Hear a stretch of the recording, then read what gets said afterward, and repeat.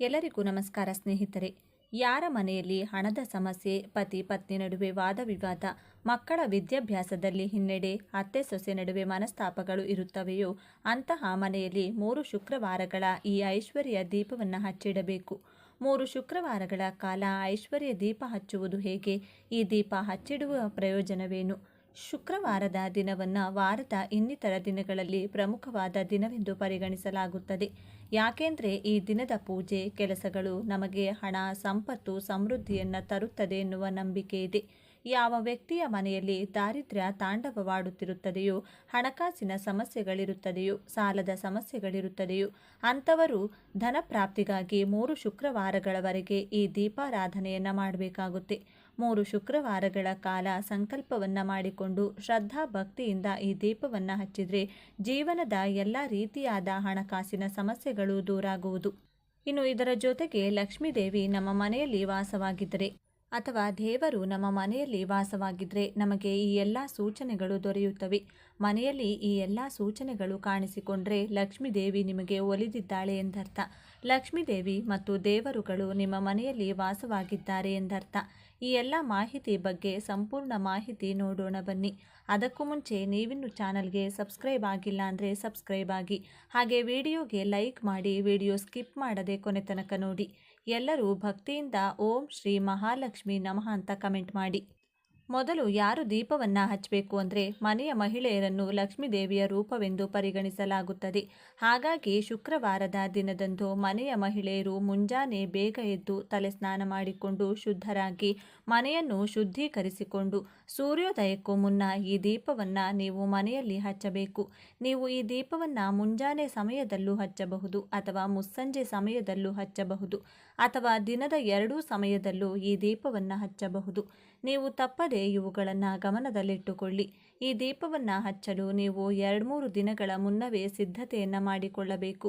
ಮಾರುಕಟ್ಟೆಯಿಂದ 2 ಮಣ್ಣಿನ ದೀಪವನ್ನು ಮತ್ತು 1 ಮಣ್ಣಿನ ತಟ್ಟೆಯನ್ನು ತೆಗೆದುಕೊಂಡು ಬನ್ನಿ. ಈ 2 ದೀಪ ಮತ್ತು ತಟ್ಟೆಯನ್ನು ನೀರಿನಲ್ಲಿ ಚೆನ್ನಾಗಿ ತೊಳೆದು ದೀಪ ಮತ್ತು ತಟ್ಟೆ ಒಣಗಲು ಬಿಡಿ. ಅದರಲ್ಲಿ ಯಾವುದೇ ನೀರಿನ ಅಂಶ ಇರಬಾರದು. ದೀಪವಾಗಿರಬಹುದು ಅಥವಾ ತಟ್ಟೆಯಾಗಿರಬಹುದು, ತುಂಡಾಗಿರಬಾರದು ಅಥವಾ ಅದು ಯಾವುದೇ ಹಾನಿಗೆ ಒಳಗಾಗಿರಬಹುದು ಎಂಬುದನ್ನು ಗಮನದಲ್ಲಿಟ್ಟುಕೊಳ್ಳಿ. ಇನ್ನು ನೀವು ಈ ಮಣ್ಣಿನ ತಟ್ಟೆಗೆ ಇದನ್ನು ಹಚ್ಚಿ. ಶುಕ್ರವಾರದಂದು ದೀಪ ಹಚ್ಚುವ ಮುನ್ನ ಮಣ್ಣಿನ ತಟ್ಟೆಗೆ ಸಂಪೂರ್ಣವಾಗಿ ಅರಿಶಿನವನ್ನು ಹಚ್ಚಿ. ಎಲ್ಲಿಯೂ ತಟ್ಟೆ ಖಾಲಿ ಇರಬಾರದು. ಸಂಪೂರ್ಣವಾಗಿ ಅರಿಶಿನ ಲೇಪಿತವಾಗಿರಬೇಕು. ನಂತರ ಆ ಮಣ್ಣಿನ ತಟ್ಟೆಯಲ್ಲಿ ಕಲ್ಲುಪ್ಪನ್ನು ಹಾಕಿ. ಪುಡಿ ಉಪ್ಪನ್ನು ಬಳಸಬೇಡಿ. ಯಾಕೆಂದರೆ ಲಕ್ಷ್ಮೀದೇವಿಯು ಕಲ್ಲುಪ್ಪಿನಲ್ಲಿ ವಾಸವಾಗಿರುತ್ತಾಳೆ ಮತ್ತು ಅದು ಆಕೆಗೆ ಅತ್ಯಂತ ಪ್ರಿಯವಾದ ವಸ್ತುವಾಗಿದೆ ಎನ್ನುವ ನಂಬಿಕೆ ಇದೆ. ನಂತರ ಒಂದು ಮಣ್ಣಿನ ದೀಪಕ್ಕೆ ಅರಿಶಿನವನ್ನು ಸಂಪೂರ್ಣವಾಗಿ ಹಚ್ಚಿ ಹಾಗೂ ಕುಂಕುಮವನ್ನು ಹಚ್ಚಿ ಉಪ್ಪು ಹಾಕಿಟ್ಟ ತಟ್ಟೆಯ ಮೇಲೆ ಈ ದೀಪವನ್ನು ಇಟ್ಟು ಅದಕ್ಕೆ ಅಕ್ಷತೆಯನ್ನು ಹಾಕಿ ಅದರ ಮೇಲೆ ಅರಿಶಿನ ಹಚ್ಚಿದ ಇನ್ನೊಂದು ದೀಪವನ್ನು ಇಡಿ. ಈ ದೀಪಕ್ಕೂ ಕುಂಕುಮದ ಬೊಟ್ಟುಗಳನ್ನಿಡಿ. ಈ ಮೇಲ್ಗಡೆ ಇರುವ ದೀಪಕ್ಕೆ ಎಳ್ಳೆಣ್ಣೆಯನ್ನು ಹಾಕಿ 2 ಹತ್ತಿಯ ಬತ್ತಿಗಳನ್ನು ತೆಗೆದುಕೊಂಡು 2ನ್ನು ಜೋಡಿಸಿ ಒಂದು ಬತ್ತಿಯನ್ನಾಗಿ ಮಾಡಿ ಎಣ್ಣೆ ಹಾಕಿರುವ ದೀಪದಲ್ಲಿಟ್ಟು ದೀಪವನ್ನು ಬೆಳಗಿಸಿ. ಇನ್ನು ಉಪ್ಪಿನ ದೀಪ ಹಚ್ಚಿಡುವ ವಿಧಾನ. ಈ ಉಪ್ಪಿನ ದೀಪವನ್ನು ನೀವು ನಿಮ್ಮ ಮನೆಯ ದೇವರ ಕೋಣೆಯಲ್ಲಿ ಹಚ್ಚಿಡಬೇಕು. ಈ ದೀಪದ ಬತ್ತಿಯು ಅಂದರೆ ಅದರ ಜ್ವಾಲೆಯು ದೇವರ ಕಡೆಗೆ ಮುಖ ಮಾಡಿರಬೇಕು. ಈ ರೀತಿಯಾಗಿ ನೀವು ಉಪ್ಪಿನ ದೀಪವನ್ನು 3 ಶುಕ್ರವಾರಗಳ ಕಾಲ ಲಕ್ಷ್ಮೀದೇವಿಯ ಮುಂದೆ ಹಚ್ಚಿಡಬೇಕು. ನಂತರ ದೇವಿಯ ಬಳಿ ಹಣಕಾಸಿನ ಸಮಸ್ಯೆಗಳು ಬಾರದಂತೆ ಕಾಪಾಡಲು ಬೇಡಿಕೊಳ್ಳಿ. ನೀವು ದೀಪದಲ್ಲಿನ ಉಪ್ಪನ್ನು ಏನು ಮಾಡಬೇಕು ಅಂದರೆ ಐಶ್ವರ್ಯ ದೀಪ, ಉಪ್ಪಿನ ದೀಪವೆಂದು ಕರೆಯಲಾಗುವ ಈ ದೀಪವನ್ನು 3 ಶುಕ್ರವಾರಗಳ ಕಾಲ ಹಚ್ಚಿಡಬೇಕು. ಪ್ರತಿ ಶುಕ್ರವಾರ ನೀವು ಈ ದೀಪವನ್ನು ಹಚ್ಚಿದ ನಂತರ ಮರುದಿನ ಅಂದರೆ ಶನಿವಾರದ ದಿನದಂದು ಶುದ್ಧರಾಗಿ ದೀಪದಲ್ಲಿನ ಉಪ್ಪನ್ನು ತೆಗೆದು ಒಂದು ಪೇಪರ್ ಅಥವಾ ಡಬ್ಬ ಅಥವಾ ಯಾವುದೇ ಚೀಲದಲ್ಲಿ ಹಾಕಿ ಶುದ್ಧವಾದ ಸ್ಥಳದಲ್ಲಿ ಶೇಖರಿಸಿಟ್ಟುಕೊಳ್ಳಿ. 3 ಶುಕ್ರವಾರಗಳು ಪೂರ್ಣಗೊಂಡ ನಂತರ ಈ ಉಪ್ಪನ್ನು ಯಾವುದಾದರೂ ಒಂದು ನಿರ್ಜನ ಪ್ರದೇಶಕ್ಕೆ ತೆಗೆದುಕೊಂಡು ಹೋಗಿ ಅಥವಾ ಯಾರೂ ಓಡಾಡದ ಜಾಗಕ್ಕೆ ತೆಗೆದುಕೊಂಡು ಹೋಗಿ ಮರದ ಬುಡಕ್ಕೋ ಗಿಡದ ಬುಡಕ್ಕೋ ಹಾಕಿ ಬನ್ನಿ. ಇನ್ನು ದೀಪ ಹಚ್ಚುವ ನಿಯಮಗಳು. ದೀಪ ಹಚ್ಚುವ ಮುನ್ನ ಸಂಕಲ್ಪವನ್ನು ತೆಗೆದುಕೊಂಡು ದೀಪ ಹಚ್ಚಿಡಬೇಕು. ಐಶ್ವರ್ಯ ದೀಪ ಹಚ್ಚಿದ ದಿನದಂದು ಮನೆಯಲ್ಲಿ ಮಾಂಸಾಹಾರ, ಮದ್ಯ ಇನ್ನಿತರ ಆಹಾರಗಳ ಸೇವನೆ ಮಾಡಬಾರದು. ಈ ದೀಪವನ್ನು ನೀವು 3, 5 ಅಥವಾ 9 ವಾರಗಳವರೆಗೂ ಮಾಡಬಹುದು. ಉಪ್ಪಿನ ದೀಪದ ಪ್ರಯೋಜನಗಳು. ಹಣಕಾಸಿನ ಸಮಸ್ಯೆ ನಿವಾರಣೆ. ಈ ದೀಪವು ಹಣಕಾಸಿನ ಸಮಸ್ಯೆಗಳನ್ನು ನಿವಾರಿಸಿ ಮನೆಯಲ್ಲಿ ಐಶ್ವರ್ಯವನ್ನು ಹೆಚ್ಚಿಸುತ್ತದೆ ಎನ್ನುವ ನಂಬಿಕೆ ಇದೆ. ಲಕ್ಷ್ಮಿ ಕಟಾಕ್ಷ. ಲಕ್ಷ್ಮೀ ದೇವಿಯ ಅನುಗ್ರಹ ಪಡೆಯಲು ಉಪ್ಪಿನ ದೀಪ ಹಚ್ಚಲಾಗುತ್ತದೆ. ಋಣಾತ್ಮಕ ಶಕ್ತಿಗಳ ನಿವಾರಣೆ. ಉಪ್ಪು ಋಣಾತ್ಮಕ ಶಕ್ತಿಗಳನ್ನು ಹೀರಿಕೊಳ್ಳುತ್ತದೆ. ಆದ್ದರಿಂದ ಉಪ್ಪಿನ ದೀಪ ಹಚ್ಚೋದ್ರಿಂದ ಶಕ್ತಿಯನ್ನು ಶುದ್ಧಗೊಳಿಸಬಹುದು. ಉಪ್ಪಿನ ವಿಸರ್ಜನೆ. 3 ಶುಕ್ರವಾರಗಳು ಪೂರ್ಣಗೊಂಡ ನಂತರ ದೀಪದಲ್ಲಿನ ಉಪ್ಪನ್ನು ಶೇಖರಿಸಿ ಯಾವುದಾದರೂ ಒಂದು ನಿರ್ಜನ ಪ್ರದೇಶಕ್ಕೆ, ಯಾರೂ ಓಡಾಡದ ಮರದ ಬುಡಕ್ಕೋ ಅಥವಾ ಗಿಡದ ಬುಡಕ್ಕೋ ಹಾಕಿ ಬನ್ನಿ.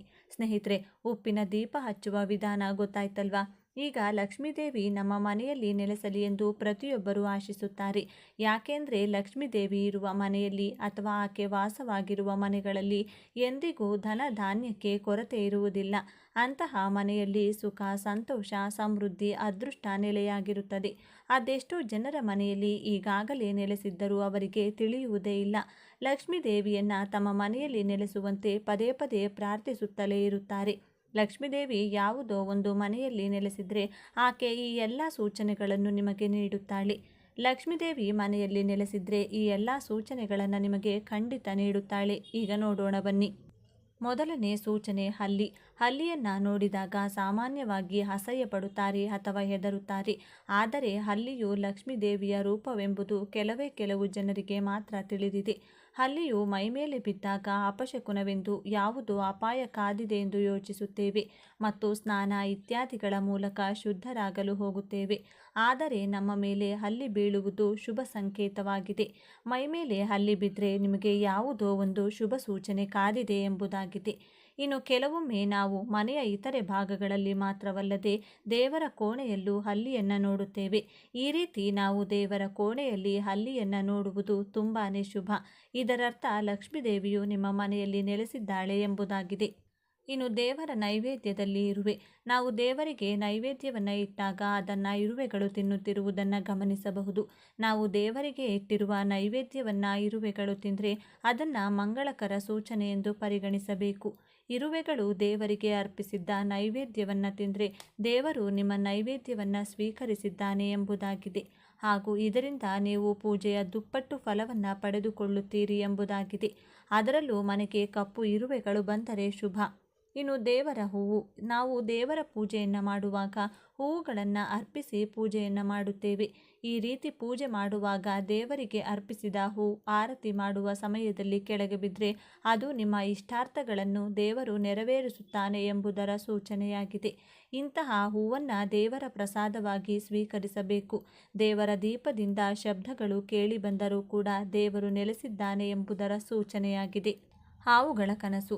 ಅದೆಷ್ಟೋ ಜನರಿಗೆ ಹಾವುಗಳು ಕನಸು ಅಂದರೆ ಕನಸಿನಲ್ಲಿ ಹಾವುಗಳು ಕಾಣಿಸಿಕೊಂಡಿರಬಹುದು.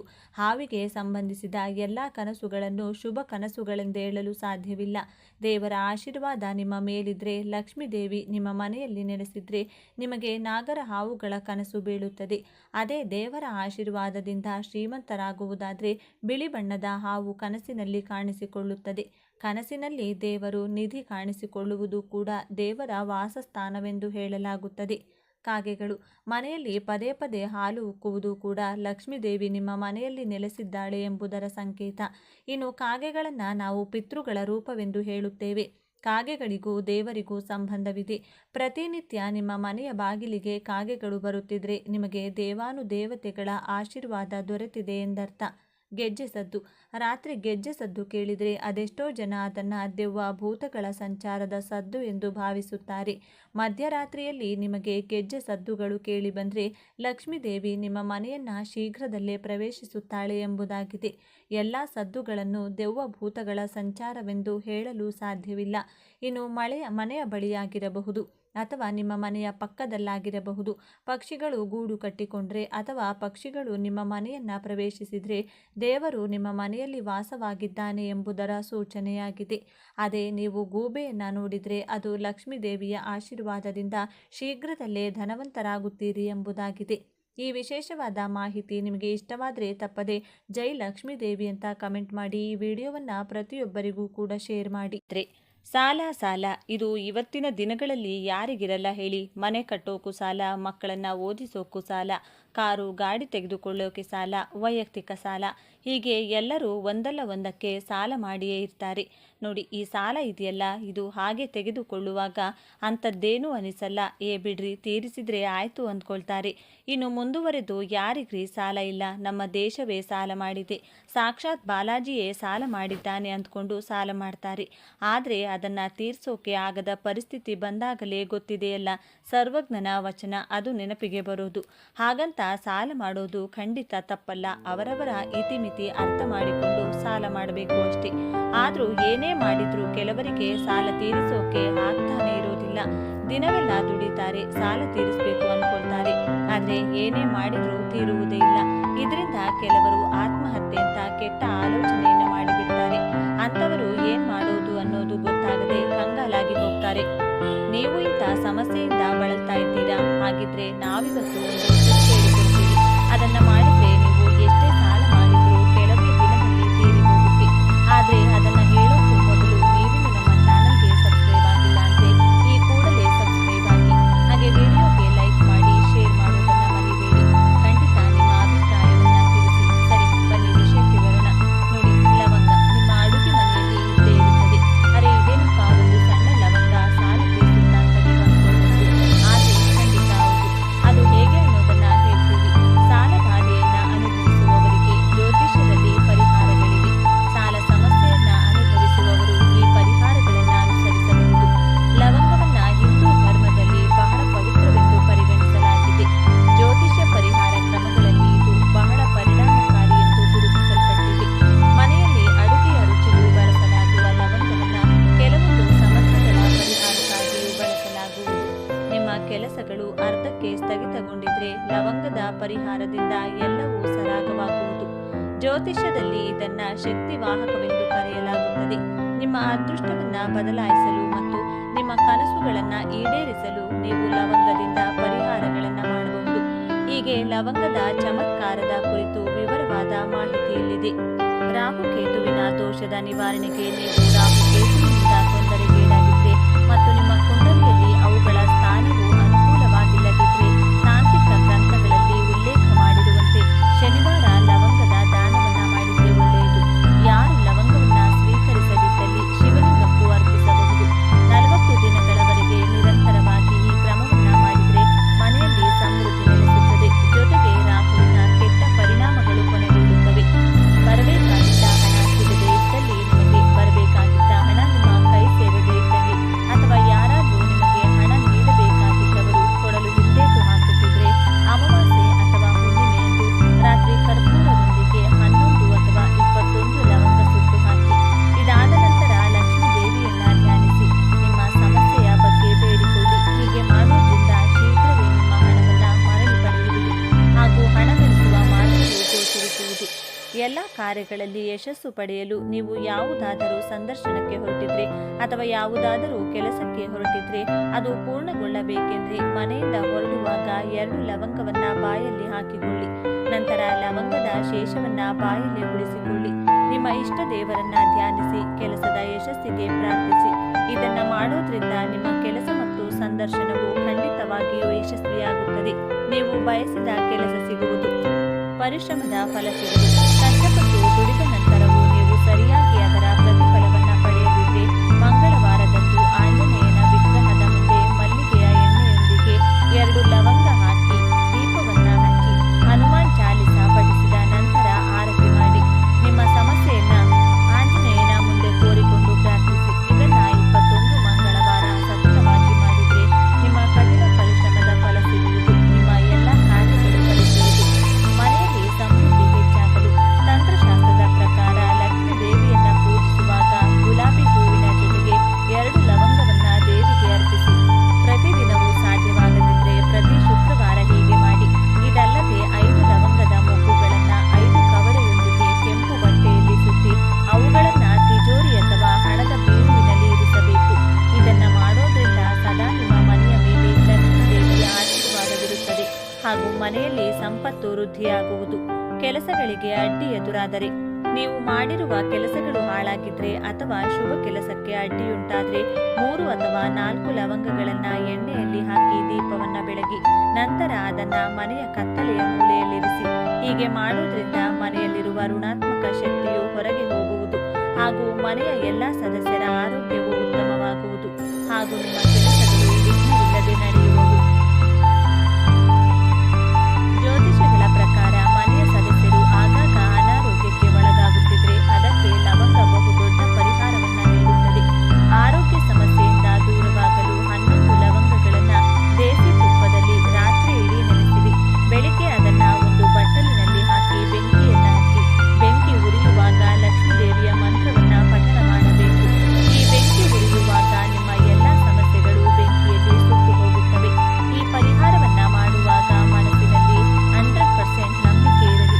ಮನಸಾರೆ ಕೆಲಸಗಳನ್ನ ಮಾಡೋದ್ರಿಂದ ಅದು ಸಾಕಾರಗೊಳ್ಳುವುದು. ಜೊತೆಗೆ ಈ ಬೆಂಕಿ ಉರಿಯುವಾಗ ನೀವು ಹಣವಂತರು ಎಲ್ಲೋ ಸಿಲುಕಿಕೊಂಡ ಹಣ ನಿಮ್ಮ ಕಡೆಗೆ ಬರುತ್ತಿದೆ ಎಂದು ಅಂದುಕೊಳ್ಳಿ. ಜೊತೆಗೆ ಆರೋಗ್ಯ ಉತ್ತಮವಾಗಿದೆ ಅಂತ ಅಂದುಕೊಂಡು ಶ್ರದ್ಧೆಯಿಂದ ಬೇಡಿಕೊಳ್ಳಿ. ಆಗ ನಿಮ್ಮ ಸಕಾರಾತ್ಮಕ ಆಲೋಚನೆಗಳು ಹಾಗೂ ಲವಂಗಕ್ಕೆ ಹಚ್ಚಿದ ಬೆಂಕಿಯ ಶಕ್ತಿಯಿಂದಾಗಿ ಎಲ್ಲ ಸಮಸ್ಯೆಗಳು ದೂರವಾಗುತ್ತೆ. ಇನ್ನು ಮತ್ತೊಂದು ವಿಚಾರ ಏನು ಅಂತಂದ್ರೆ, ಏನೇ ಕೆಲಸ ಮಾಡಿದ್ರೂ ಲಾಭವಿಲ್ಲ, ಆದಾಯವಿಲ್ಲ ಅಂತಂದ್ರೆ ನಿಮ್ಮ ಅದೃಷ್ಟ ಕ್ಷೀಣಿಸಿದೆ ಅಂತಲೇ ಅರ್ಥ. ಅದೃಷ್ಟವನ್ನ ಹೆಚ್ಚಿಸಿಕೊಳ್ಳಲು ಜ್ಯೋತಿಷ್ಯದಲ್ಲಿ ಹಲವಾರು ಮಾರ್ಗಗಳಿವೆ.